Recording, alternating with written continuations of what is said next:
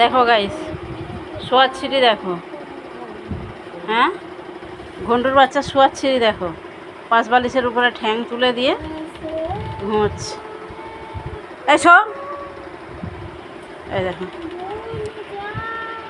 তোমরা এরকম শুতে পারবে কেউ? হ্যাঁ, দেখো ঘন্টুর বাচ্চা।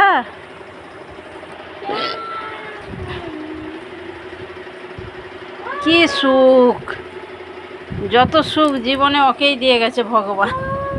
হ্যাঁ, কি রে ঝোঁদর, ঝোঁদুর। দুটো বালিশের ফাঁকে একটা ঠ্যাঙের ফাঁকে বালিশ দিয়ে দিয়েছে, দিয়ে দেখো শুয়ে আছে। আর এই যে আরেকজন গোদই মুড়া, অনেক সুন্দর লাগছে। ঘন্টু দিয়ে দেখে যা মুখ বাড়ি একবার। না, দেখ না। আরে ঠ্যাং দিয়ে বালিশে তুলে দিয়েছি। তো চলো, এরকম কাদের কাদের এরকম করে ঘুমায় ডগিরা একটু কমেন্ট করে জানাবে।